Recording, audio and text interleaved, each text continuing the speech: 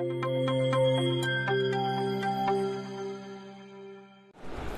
everyone, welcome back to your RPIT YouTube academic channel. First of all, my name is Diksha. I am senior nursing tutor RPIT campus Pastada Karnal.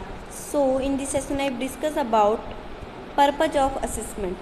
So हम assessment क्यों करते हैं patient की, तो first आ जाता है purpose, organise a database regarding a client physical psychological and emotional health की, तब ताकि हम पर्सन की जो भी डाटा है उसको अच्छे से ऑर्गेनाइज कर सके, उसकी फिजिकल हेल्थ कैसी है, साइकोलॉजिकल वो सोच कैसे रहा है, एंड इमोशनल हेल्थ कैसी है, ठीक है, इमोशनली स्ट्रॉन्ग है क्या नहीं।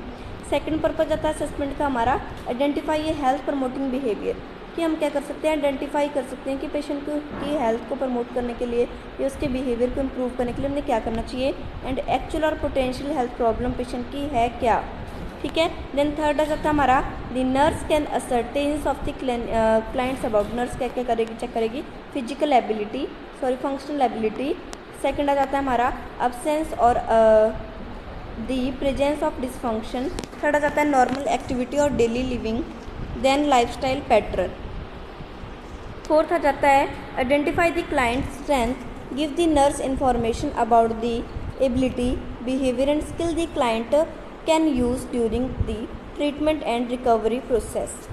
फिफ्थ आ जाता है provide an opportunity to from a therapeutic interperson relation with the client. Six, the client can discuss health और concern and goal with the nurse. आगे जाते हैं असेसमेंट के टाइप, तो फर्स्ट हमारा टाइप आ जाता है असेसमेंट का, this information needed for assessment is usually determine by health care setting and need of the client. Three type of the assessment, तीन टाइप की असेसमेंट है।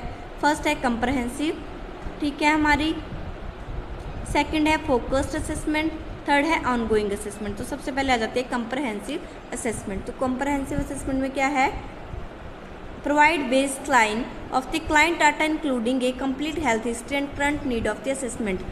फर्स्ट असेसमेंट में क्या है, हम क्या करते हैं, डाटा को कलेक्ट कैसे करेंगे, कंप्लीट पेशेंट की हिस्ट्री लेंगे, ठीक है, एंड करंट नीड है असेसमेंट, और उसको अभी क्या ज़रूरत है, किस लिए आया है, तो हमारी कंप्लीट हेल्थ हिस्ट्री में आ जाता है present medical history, present surgical history अगर कोई सर्जरी हुई है, past medical and past surgical history.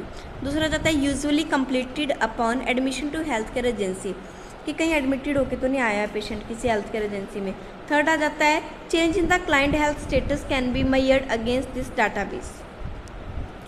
Fourth आ जाता है include of client physical and psychological health perceptions of health, presence of the health risk factor and coping pattern.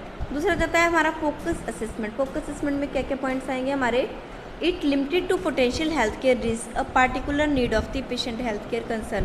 पहले वाले में तो अच्छा उसकी पूरी हिस्ट्री ली जा रही थी, दूसरे टाइप में क्या है, अब हमने कंसर्न रहना है पेशेंट की, जो भी जिस नीड के लिए आया है उसके ऊपर ज़्यादा ध्यान देना है। बी पॉइंट आएगा there are not a detailed at comprehensive assessment, इसमें कंप्रहेंसिव की तरह हमने डिटेल में हिस्ट्री नहीं चेक करनी है पेशेंट की।